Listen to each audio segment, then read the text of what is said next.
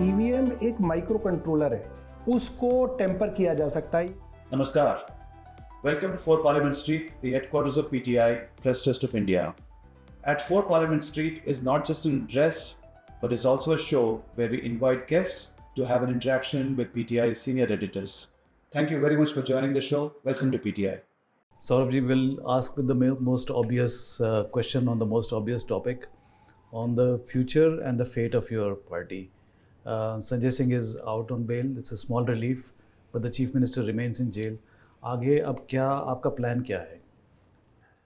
जो अभी तक हमने आम आदमी पार्टी की जर्नी 2012 से 24 तक देखी, 12 साल में आम आदमी पार्टी के अगेंस्ट ऐसे बहुत सारे बड़े बड़े षड्यंत्र हुए और कई बार शुरू में हमें ऐसा लगता था कि अब तो आम आदमी पार्टी ख़त्म हो जाएगी, अब नहीं बचेंगे, अब तो मतलब सब दरवाजे जो हैं बंद हो गए। और जब सारे दरवाजे बंद हो जाते हैं तब हम इंतज़ार करते हैं कहीं ना कहीं दरवाज़ा खुलता है। तो हालांकि ये बात आपकी सही है कि इस बार का क्राइसिस अपने पुराने क्राइसिस से सबसे बड़ा क्राइसिस है, सबसे बड़ा चैलेंज है। बट क्योंकि ट्रैक रिकॉर्ड हमारा ऐसा है तो इसलिए हमारे कॉन्फिडेंस में कोई कमी नहीं है।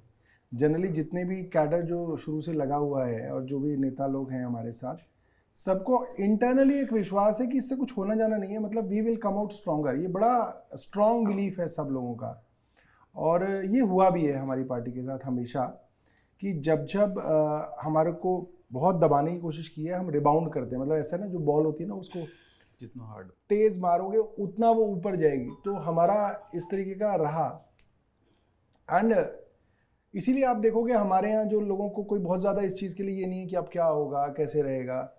और हम लोग बहुत ज़्यादा कोई करियर पॉलिटिशियंस भी नहीं हैं, सब लोग प्रोफेशनल्स हैं। I think 80-90% of us are professionals. तो ऐसा भी नहीं है कि हम क्या करेंगे अगर ख़त्म हो जाएगा, तो वो डर भी नहीं है और ये ख़त्म नहीं होगा। इतना पहले विश्वास था और अब 21 मार्च से जब से अरविंद जी को गिरफ्तार किया है, ये शुरू के 2-3 दिन तो लोग शांत थे, बिल्कुल दे वर इन अ शॉक एंड उनके दिमाग में प्रश्न था कि भाई अब तो अरविंद केजरीवाल भी जेल में है, मनीष जी भी जेल में हैं, संजय सिंह जेल में हैं, सत्येंद्र जैन जेल में है, बाकी सब भी कभी भी जेल में जा सकते हैं। रोज़ किसी विधायक के यहाँ जो है ईडी इनकम टैक्स जारी है, क्या होगा। मगर 21 तारीख के 2-3 बाद जिस तरीके से हमने इनके खिलाफ मोर्चा खोला, लोगों में ये कॉन्फिडेंस आ गया कि भाई ये लोग लड़ेंगे, ये लोग दबेंगे नहीं, ये लोग डरेंगे नहीं। और जैसे ही लोगों में ये कॉन्फिडेंस आ गया तो अब लोग जुड़ना शुरू हो गए दोबारा से। अब आज की तारीख में मैं दिल्ली के बाहर तो नहीं जानता, बट दिल्ली में मैं बहुत इस चीज़ को बहुत कॉन्फिडेंस से कह सकता हूँ, लोगों में बहुत मैसिव सिंपैथी है आम आदमी पार्टी के लिए, अरविंद केजरीवाल के लिए। और जो बीजेपी के भी लोग हैं, जो बीजेपी को समर्थन करते आए, उनको भी लग रहा है ये ज़्यादा कर दिया इन्होंने, इसको करने की ज़रूरत नहीं थी। तो ये सिंपैथी लोकसभा इलेक्शन में इफेक्ट करेगी? कर सकती है। बेसिकली हमारे को इससे फ़र्क नहीं पड़ता कि ये लोकसभा में ट्रांसलेट करेगी या नहीं करेगी। देखिए आप समझिए, एक नैरेटिव बनाया गया कि अरविंद केजरीवाल भ्रष्टाचारी हैं, अरविंद केजरीवाल की पार्टी भ्रष्टाचारी है, ये विलन है, और जो लोग हमें जेल में भेज रहे हैं वो हीरो हैं।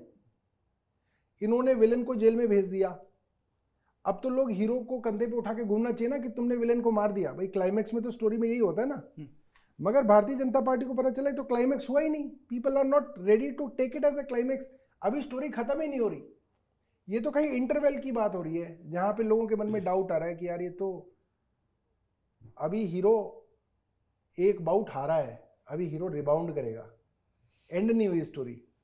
तो ये जो बात है ना, वो बीजेपी के लिए शॉक है। BJP never estimated it. BJP जिस तरीके के नैरेटिव के रथ पे दौड़ रही थी, उनको लग रहा था हम इसको करेंगे तो जैसे कंस की हत्या कर दी कृष्ण ने, रावण की हत्या राम ने कर दी और सेलिब्रेशन हो जाएगा कि जी बहुत बढ़िया हो गया। वो नहीं हो रहा। People are in doubt, people are very sad, people are thinking कि ऐसे तो कोई सरकार से बात सवाल ही नहीं पूछ पाएगा। सरकार से पूछोगे कैसे? आप जो पूछेगा उसको आप अंदर कर दोगे। तो ये स्टोरी में ट्विस्ट कब आएगा लगता है आपको?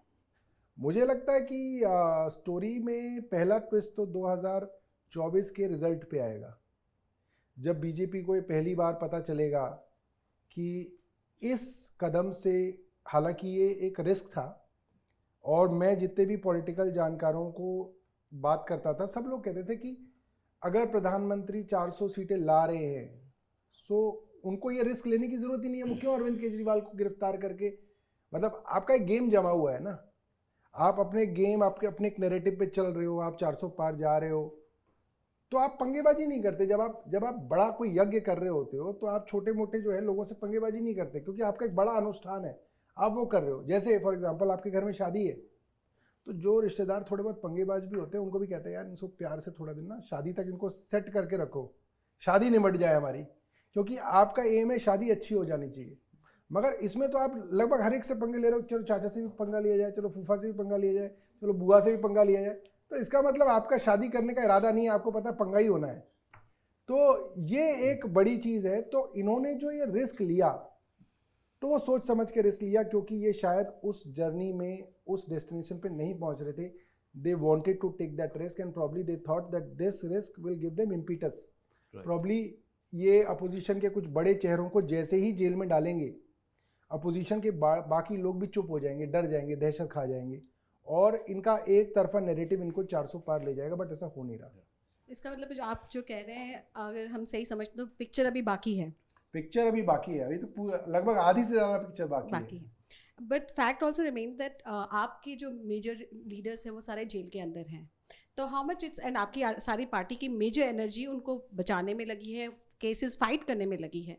तो आप जब लोकसभा इलेक्शन 25 मई को दिल्ली में होंगे, जिस फेज में, आपकी पार्टी की तैयारी कितनी है, और आपको लगता है कि बिकॉज आपकी एनर्जी इतनी ज़्यादा डिवाइड हो रही है, it is gonna impact on your electoral prospects in Delhi?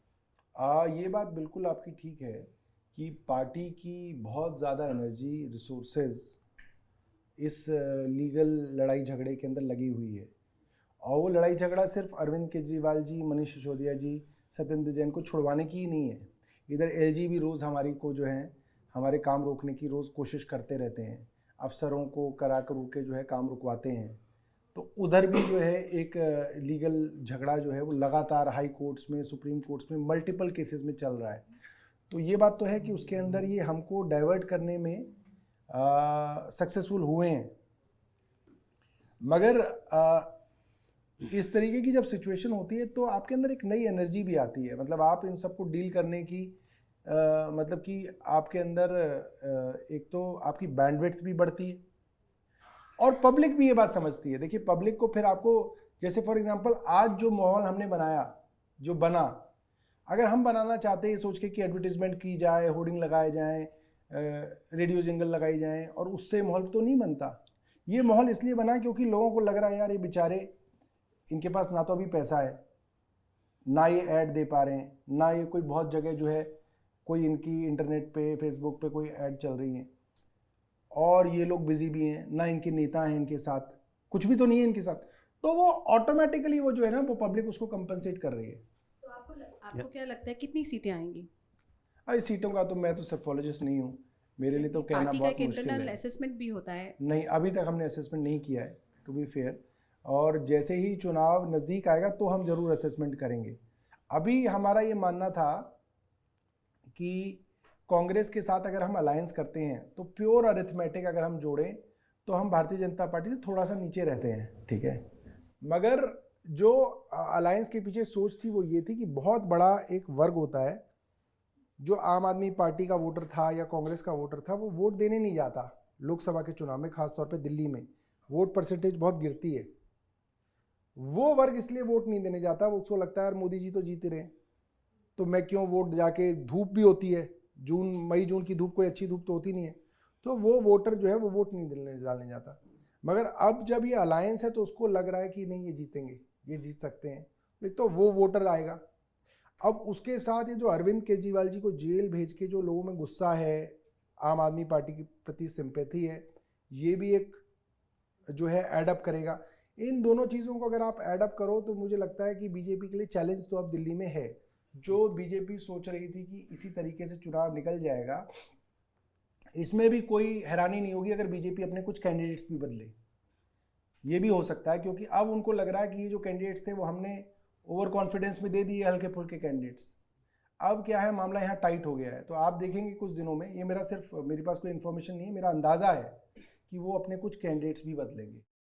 So Saurabh ji, I'm not getting into the merits or or into a debate and what happened to Kejriwal, Right. conspiracy or something. Agreed. I'm a little concerned about today's day 15 since CM has been arrested. I'm on the governance issue. Now, how long will this governance will run from the jail through video messages, do this and do that, passing orders? Don't you think the governance in Delhi will take a hit if Kejriwal continues to remain as CM? So actually, if you see at the portfolio distributions in Delhi, Arvind Kejriwal ji as CM did not have any portfolio. So basically all the portfolios are divided or distributed between 6 of us ministers who are all out of jail. Okay. So there is no bar on any of the ministers and their departments to work, per se one. Okay. Now you need chief minister when you have to take a cabinet decision. Cabinet decisions are needed when you make a policy or there is a huge policy change. Till the code of conduct, which is like 6th June, I suppose, for next 2 months, there cannot be a cabinet meeting unless there is a natural calamity or an emergency like thing. So there is no cabinet meeting needed and there is no policy change needed. So for next 2 months, anyways, even if Arvind Kejriwal ji was out, he was not needed to sign any file. Okay. Now, with respect to any other directions in Tihad, as per the jail manual, even Sanjay Singh ji was telling me yesterday when he came out of the jail, he said, Saurabh, मैंने पूरा Delhi prisons rule पढ़ लिया, DPR. उसमें they have written, you can write as many letters as you want from Tihad. Okay. Now this direction is just a letter from a chief minister to one of his ministers. And secondly, Mr. Sanjay Singh was even telling me, Saurabh तुमने वो जो बोला था वो बहुत अच्छा बोला था. He was telling Sanjeev Jha तुम आज तक पे जो वो डिबेट कर रहे थे उसमें ये. So they have access to TV. They can see TV. So they get to know from the newspapers and television what is happening in the city. And he has to just write one letter to one of the ministers that I think this is a concern and you take care of it, and the minister can take care of it. So there is no problem. And another thing about law is that the law will never say that you can do this, you can do this, you are allowed to do this. The law will always bar you that you are not allowed to do these things. These are the things which are considered as illegal things under the law. And for these things, there is a punishment provision, and for these things, there is this provision. Okay. So the law does not bar anybody who's a chief minister and he gets arrested to basically resign. And there have been 2 PILs, one PIL was last week and there was a PIL today also. Even that PIL has been dismissed as withdrawn because there is no provision in the constitution or in the law to force a chief minister to resign if he is arrested for investigation. So Saurabh ji, besides being a software engineer, is also a law graduate. Yes, So he knows what he's talking about. In absence of Arvind Kejriwal, so will Sunita Kejriwal will do the campaigning for the party in the Lok Sabha election? We would love this thing that Sunita ji does take part in campaigning, but I think it is her personal decision whether she'll be interested in doing it or not. So a supplementary to this is कि कल जब संजय सिंह जी छूटे वो सीधे पहले सुनीता जी के घर ही गए ब्लेसिंग ली उनसे. सो काफ़ी सारे लोग ये कहते हैं कि पहले हम क्रिटिसाइज करते थे सोनिया गांधी को for being a super prime minister और super leader of Congress party. Is she becoming that? What is the messaging in it? नहीं, मैसेज क्या है? देखिए, मुझे ऐसा लगता है कि आपके परिवार में भी अगर आपके बड़े भाई को जेल हो जाए तो आप भाभी से और बच्चों से मिलने ही जाएंगे, और यही हमारे हिंदुस्तान की संस्कृति भी है. और एक मुझे ऐसा लगता है कि ऐसे बहुत सारे हमारे भारतीय जनता पार्टी के मित्र थे जो बेल मिलते ही ये बात फैला रहे थे कि नहीं, अब देखिए साहब, अब आम आदमी पार्टी के अंदर लड़ाई झगड़ा शुरू हो जाएगा. ये चीज़ टीवी पे खूब चली. आई थिंक इस तरीके की चीज़ जो टीवी पे दिखी, उससे ये बात साबित हो गई कि ये पॉलिटिकल पार्टी एक परिवार की तरह है, जहाँ पे संजय सिंह अरविंद केजरीवाल को बड़े भाई मानते हैं, मनीष सिसोदिया जी को बड़ा भाई मानते हैं, उनकी दोनों की पत्नियों के जाके उन्होंने पैर छुए. जैसा कि हमारे यहाँ कल्चर में भाभी आपसे उम्र में कम भी हों, मगर क्योंकि आपके बड़े भाई से अगर उनकी शादी है तो वो आपके लिए जो है माँ समान हो जाती हैं, तो आप पैर छूते हैं. तो उन्होंने, आई थिंक ये एक बहुत बड़ी मैसेजिंग आपके कैडर में भी जाती है. और आपके विरोधियों में भी जाती है कि जो इस चीज़ के लिए सोच रहे होंगे कि कहीं जी यहाँ भी मार्गदर्शक मंडल टाइप का तो नहीं बनाना पड़ेगा, लोगों को रास्ते से कैसे हटाया जाएगा।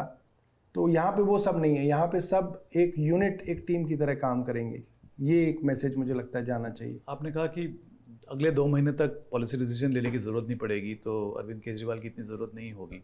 लेकिन अगर इलेक्शन के बाद भी अगर केजरीवाल जी अंदर ही रहे, जेल के अंदर रहे, तब क्या स्थिति होगी और कैसे संभालेंगे उसको? अब क्योंकि लॉ में और कॉन्स्टिट्यूशन में ऐसा कोई प्रोविज़न नहीं है कि एक मुख्यमंत्री को बाय फोर्स रिज़ाइन कराया जाए, तो जाहिर सी बात है कि उसके अंदर कोई ना कोई तरीके इनेबल किए जाएंगे कि एक मुख्यमंत्री जेल से कैसे काम कर सकें। फॉर एग्ज़ाम्पल, मुझे बताया जाता है सुब्रतो राय सहारा जी जब जेल में थे तो सुप्रीम कोर्ट द्वारा जो है उनको दफ्तर प्रोवाइड किया गया, उसके अंदर कंप्यूटर वगैरह सब पूरा प्रॉपर उनको एक दफ्तर दिया गया ताकि जो देनदार हैं उनके और जो उनके बिजनेस के कॉन्फ्लिक्ट्स हैं उनको वो रिजॉल्व कर सकें। और कई महीनों तक ये चला। और जेल के अंदर वैसे भी सरकार भी ये चाहती है कि जेल के अंदर जो आदमी है वो काम करे, उसको कुछ ना कुछ काम कराने के लिए देते। वो भी नहीं चाहते कि एक आदमी खाली बैठे। मैंने सुना है कि उनको कुछ ना कुछ जो है, किसी को कारपेंट्री कहते हैं तुम ये कर लो, किसी को कहते हैं तुम ये कर लो, तुम ये कर लो। तो वो अगर फाइल पढ़ लेंगे तो मुझे नहीं लगता कि इसके अंदर कोई बहुत ज़्यादा जो है केंद्र सरकार को इससे दिक्कत होनी चाहिए और भारतीय जनता पार्टी को भी नहीं होनी चाहिए। भारतीय जनता पार्टी का मकसद था कि आप उनको गिरफ्तार कर लें, वो अंदर रहें जेल के, वो अंदर हैं। अब अगर वो सरकार उनके छोटे मोटे क्या कहते हैं दखल से चल सकती है तो चलानी चाहिए। उसके अंदर मुझे लगता है कि उनको भी एतराज़ नहीं करना चाहिए, उनको तो कहना चाहिए कि हाँ चलनी चाहिए सरकार। उनको क्या एतराज़ है इसमें? अभिषेक मनु सिंह भी केजरीवाल जी का केस लड़ रहे हैं, कपिल सिब्बल भी हैं जी, लेकिन फीस भी तगड़ी लेते हैं। हाँ, तो वो प्रो बोनो काम कर रहे हैं आपके लिए या आप उनको फीस दे रहे हैं और डिस्काउंट दे रहे हैं क्या अगर फीस ले रहे हैं तो? अब क्या है ना, ये ना बड़ा टिपिकल क्वेश्चन है। मैं आपको बताता हूँ कि क्या होता है कि एक डॉक्टर साहब थे जिनको हम सब लोग फ्री में दिखाते थे, ठीक है, मगर वो कहते थे तुम सबको मत बोला करो कि तो हम फ्री में कर रहे हैं, है ना। कह रहे कि बच्चे कुछ जो हैं वो भी फीस देना बंद कर देंगे। क्यों? क्योंकि अगर वो केजरीवाल जी का केस लड़ रहे हैं और हम ये बोलेंगे ये फ्री में लड़ रहे हैं तो वो ममता बनर्जी कहेंगे क्यों भाई फिर अभिषेक बनर्जी से क्यों पैसे लेने हैं तुम्हें, इसका भी फ्री में लड़ लो, है ना। फिर वो वहाँ पे चंद्रबाबू नायडू का जो लड़ते हैं वो कहेंगे यार इनका भी छोड़ो, फिर वो क्या घोड़ा घास से खाएगा क्या और क्या करेगा। तो इसलिए इस चीज़ पे जो है मैं, क्योंकि उनकी भी तो जो है काम धंधा चलता रहे, बिल्कुल, तो उस पर मैं टिप्पणी नहीं करूँगा। मगर ये है कि वो जो ले रहे हैं नहीं ले रहे हैं, मगर पार्टी उनके एहसानों के नीचे दबी हुई है कि उन्होंने बहुत मेहनत की। देखिए कई बार तो हमें ही पता होता है कि ये जज साहब कुछ नहीं देंगे, ठीक है। हालांकि कहा जाता है कि न्याय तो है कानून की किताब से होता है, मगर ये बात भी सब जानते हैं कि न्याय जो है जज से भी होता है। यहाँ तक कि अब तो ये भी कहा जाता है कि इन जज साहब के यहाँ ये वाला रिलीफ मिलेगा, इनके यहाँ नहीं मिलेगा, है ना। और क्यों कौन सा पर्टिकुलर जज MP MLA कोर्ट में है, क्यों नहीं है, इस पे भी कई विवाद जो है बहस होती रहती है। बाकी तो क्या जजेस के बीच में ये विवाद हो गया था कि भाई मास्टर ऑफ रोस्टर जो है वो डिसाइड करेंगे कि किसके पास जाएगा। इसका मतलब ये है कि जो जस्टिस डिलीवरी सिस्टम है वो सिर्फ कानून पे आधारित नहीं है, उस कुर्सी पे कौन बैठा हुआ है उस पर भी आधारित है ना। तो कई बार ऐसा होता है कि उन जज साहब का ये परसेप्शन होता है कि यहाँ कोई रिलीफ नहीं मिलेगा आपको, उसके बावजूद आप सोचिए 8 मतलब कि घंटों भर आप बहस कर रहे हैं, एक से बढ़िया एक पॉइंट लेके आ रहे हैं कि नहीं साहब ये लो, ऐसे लो, और आपको पता है कि कुछ नहीं होना, मगर फिर भी वो इतनी मेहनत कर रहे हैं। समय की विडंबना देखिए कि आपकी पैदाइश हुई थी कांग्रेस के खिलाफ, उनके भ्रष्टाचार के खिलाफ आवाज़ उठाकर, राइट, और आज आप उसी पार्टी के एहसान के नीचे दबे हुए हैं। तो समय कैसे बदलता है? मैं इसको इस तरह से नहीं देखूंगा, मैं इसको इस तरह से देखूंगा कि देखिए हमारा झगड़ा कोई कांग्रेस से नहीं था और ना ही आज हमारा झगड़ा कोई भारतीय जनता पार्टी से है। हमारी लड़ाई तो सत्ता के अंदर कोई आदमी बैठा है और अगर वो गलत कर रहा है तो हमारी लड़ाई उससे है। अगर आज कांग्रेस दोबारा बैठ जाती है और वो गलत करती है तो हम वही जो है इनके खिलाफ फिर हम मोर्चा खोल देंगे, इसके अंदर कोई नहीं है। और इस तरीके के आपको कई एग्जाम्पल मिलेंगे, जैसे प्रशांत भूषण जी आप देखिए, जब वो थे तो वो कांग्रेस की सरकार थी तो खूब जो है उनके खिलाफ जो है सुप्रीम कोर्ट में नाक में दम रखते थे उनका, और अब बीजेपी की सरकार है तो वो उनका नाक में दम रखते हैं। मगर अब अगर आप इसको इस तरह से देखें कि साहब देखिए आप तो पहले तो हमारी लड़ाई बेसिकली इनसे एज पर्सन नहीं है, हमारी लड़ाई तो जो सत्ता में बैठेगा और गलत करेगा उससे है जी। और जो उसके अंदर मदद करेगा उससे अंदर जो है हम जो है उसकी मदद लेंगे, क्यों ना ले मदद, क्योंकि हम तो कमज़ोर लोग हैं, हमें तो किसी ना किसी की मदद लेनी ही पड़ेगी, मदद लेके ही आगे बढ़ाया जाएगा। अभी इंडिया अलायंस की जो बैठक हुई थी आपके सपोर्ट में, क्या आपको लगता है कि मिसेस केजरीवाल की जगह किसी और को जाना चाहिए था, नेता को जाना चाहिए था? क्योंकि it was not a family in crisis. वो आपने दिया कि संजय सिंह जी मिलने के लिए वो वहाँ से वो तो ठीक है, उसमें तो कोई नहीं कह सकता। It was not family under pressure, under attack, it was a party under attack, that's what you believe. So why did Mrs Kejriwal go there? हाँ, मैं आपको बताता हूँ, देखिए पॉलिटिकल पार्टी की जो पॉलिटिक्स है वो सिर्फ उसके इलेक्शन मैनिफेस्टो से नहीं चलती, उसके अंदर एक बहुत बड़ा जो कंट्रीब्यूशन होता है वो होता है कि उसके सपोर्ट बेस का, उसके कैडर का, उसकी लीडरशिप से लगाव, उससे उसका इमोशनल कलेक्शन। और स्टेज पे हमारे 3 नेताओं की पत्नियों का आना, सत्येंद्र जैन साहब की पत्नी आई वहाँ पे, संजय सिंह जी की पत्नी आई, अरविंद जी की पत्नी आई, मनीष जी की पत्नी भी हम चाहते थे वो आएँ, बट उनकी तबीयत जो ख़राब रहती है तो वो नहीं आई। इससे एक बहुत बड़ा मैसेज जाता है, क्या है कि बीजेपी की पूरी जो स्ट्रैटेजी है वो ये है कि हमने इनका आदमी अंदर डाला, अब ये जो है सरेंडर करेंगे हमारे आगे। मगर उनकी पत्नियां जब स्टेज पे आके कहती हैं कि हम सरेंडर नहीं करेंगे, तो ये दिखता है कि ये जेल में है मगर इनका परिवार कमज़ोर नहीं पड़ा। और अरविंद केजरीवाल जी की पत्नी जब वहाँ पे थी तो उससे हमारे कैडर को, हमारे सपोर्टर को एक इमोशनल कनेक्ट भी होता है कि चलिए अरविंद जी नहीं है, उनकी पत्नी आज जो है स्टेज पे हैं। और उन्होंने हमेशा कहा, हर बार वो बात कहती हैं, हमारे से भी जब भी मिलती हैं वो कहती हैं कि देखो मेरा काम इतना है कि मैं अरविंद जी की मैसेंजर हूँ, मैं जेल में उनसे मिलने जाती हूँ, मेरे को इजाज़त है, आप लोग जो कहते हैं मैं उनको बताती हूँ, वो लोग जो कहते हैं वो हमें बताते हैं। उनकी पत्नी उनके साथ IRS थी, IRS रहते हुए अरविंद केजरीवाल जी ने नौकरी छोड़ दी, वो IRS रही, उन्होंने नौकरी छोड़ के जो है वो उन्होंने एक NGO बना ली, वो झुग्गी झोंपड़ियों के अंदर जाके काम करने लगे, वो फिर भी उनके साथ रही। फिर उन्होंने जो है आंदोलन वगैरह RTI वगैरह के साथ जुड़ गए, वो उनके साथ रही, वो पार्टी बनाई, वो उनके साथ रही। मतलब हर सुख दुख के अंदर वो महिला जो है उनके साथ रही हैं और एक पढ़ी लिखी काबिल महिला है। अंततः 2016 में उन्होंने VRS ली, वो भी इसलिए ली क्योंकि अब क्या है कि वो पॉलिटिकल फील्ड में हैं, अब उनके ट्रांसफ़र पोस्टिंग इधर उधर हों तो वो परिवार वगैरह का बहुत दिक्कत रहती है। तो एक ऐसी महिला जो उनके साथ 2 दशक से सुख दुख में साथ रही हैं, और अगर वो मैसेज ला रही हैं, ले जा रही हैं और पार्टी कैडर को कोई दिक्कत नहीं है, पार्टी को अच्छा लग रहा है, ओवरऑल अगर आप देखेंगे तो उसका जो इम्पैक्ट है हमारे कैडर में और हमारे सिंपैथाइजर्स में बहुत अच्छा है। तो हम चाहेंगे कि उस चीज़ को आगे बढ़ाएं, क्योंकि हमें कुछ ऐसा रखना है जिससे हमारी पार्टी एक रहे, पार्टी के अंदर जो है सबको जोड़ के रखा जा सके। और आज की परिस्थिति में हमें ऐसा लगता है कि वो जो है हमारे लिए बेस्ट पर्सन है जो इसको रख पा रहे हैं। जी सौरभ, जो है आप लोगों ने अपना जब लोकसभा कैंपेन अनाउंस किया तो आप लोगों का कैंपेन केजरीवाल जी के अराउंड ही सेंटर्ड है, संसद में भी केजरीवाल, इवन गुजरात में भी आप लोग। तो ऐसी स्थिति में केजरीवाल जी की एब्सेंस कितना लोकसभा कैंपेन को अफेक्ट करेगी? आप लोग मासेस के बीच कैसे रीच आउट करेंगे? जो है उनकी एब्सेंस में आपके स्टार कैंपेनर्स कौन रहेंगे उनके एब्सेंस? देखिए, अरविंद केजरीवाल जी की ये खासियत तो है कि वो बहुत क्या कह सकते हैं, इफ़ेक्टिव कम्युनिकेटर हैं।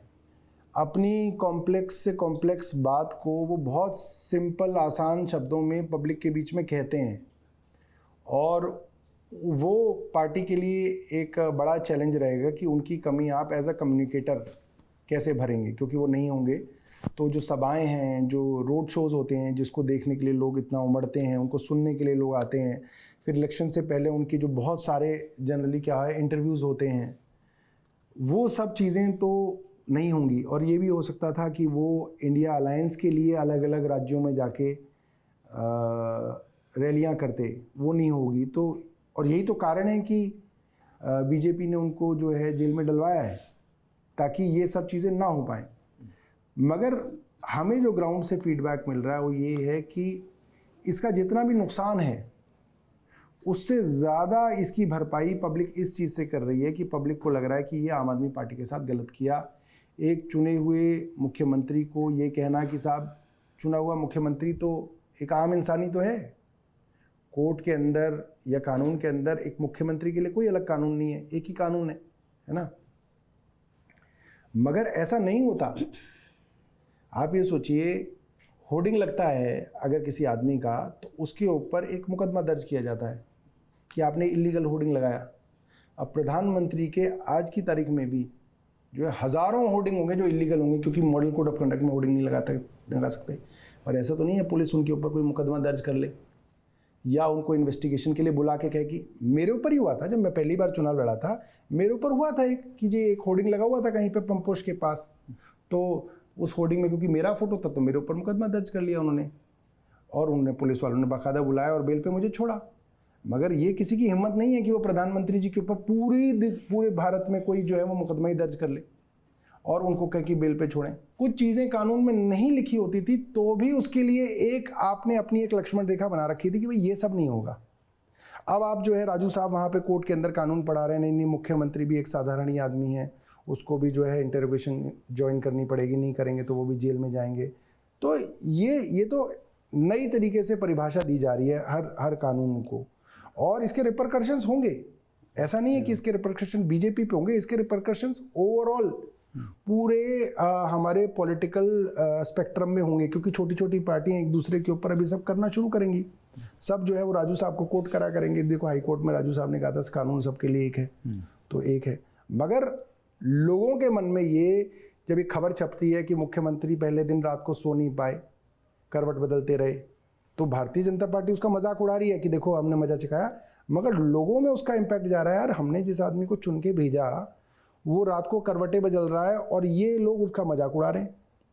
वो अगले दिन आज छपा है, मैंने देख रहा हूँ एक अखबार के अंदर कि अगले दिन जो है वो खाना खा के सोए और सुबह 5:30 बजे उठे, थोड़ी देर योगा किया, थोड़ा टहले, फिर उन्होंने अपना खुद ही जो है कमरा साफ़ किया वगैरह वगैरह। ये चीज़ें लोगों के ऊपर बहुत इम्पैक्ट डालती हैं। देखिए आपका जो लीडर होता है आप उसको अपना हीरो मानते हो, आप बहुत सारे लोग जो है उसको हीरो मानते होंगे, तो उनको ये बात नहीं पसंद आएगी कि आपने एक मुख्यमंत्री को जो है एक साधारण जेब कतरे की तरह जो है तिहाड़ में डाल दिया, और आप बार बार ये बात कह रहे हो नहीं मुख्यमंत्री एक साधारण आदमी है, उसको साधारण आदमी की तरह रखा जाएगा। ठीक है, आप रखिए, कोई बात नहीं, मगर जनता जो है इस चीज़ के ऊपर बहुत ध्यान से सोचती है और इस चीज़ का इम्पैक्ट जो है चुनावों में ना आए, मगर भारतीय जनता पार्टी की जो राजनीति बनाने की कोशिश ये लोग कर रहे थे उस पे इम्पैक्ट आएगा। जिस तरीके की एक महान क्या कहते हैं, जो महानता की इमेज प्रधानमंत्री जी की बनाई जा रही थी, उसके ऊपर इसके लिए प्रश्न चिन्ह लगेंगे, क्योंकि जो महान आदमी होता है वो ऐसे छोटे छोटे लोगों से लड़ भिड़ के उनको जेल में डालने का काम नहीं करता है। वो अपने जो है वो अलग उसके विजन होते हैं, उसके अलग एजेंडे होते हैं, वो इस तरह सब की चीज़ों के अंदर नहीं पड़ता, तो वो इम्पैक्ट धीरे धीरे आएगा। With your computer science background and a law degree, it's a deadly combination actually. Now, you were in the news for days together, if you remember, on the claim that EVM can be hacked. And of course, that was disputed by the Election Commission. Now, there's a lot of debate on, bringing back the VVPAT system. So what's your thoughts? We should have 100% VVPAT? I think this is a fact, and anybody who understands computer science knows this fact that every computer can be hacked. Every computer can be hacked. ठीक है? It's just a matter of time. You bring a technology and then that technology can be cracked, then you bring another technology. That's why the technology is always updating. EVM एक micro controller है, जैसे washing machine के अंदर एक micro controller है जो एक set काम करता है, इस बटन को दबा के ये होगा, इस बटन को दबा के ये होगा। ठीक है, कैलकुलेटर भी एक माइक्रो कंट्रोलर है, आपका जो कैमरा है वो भी एक माइक्रो कंट्रोलर है, जिसके अंदर एक कंप्यूटराइज्ड प्रोग्राम है जो कुछ दबाने पे कुछ करेगा।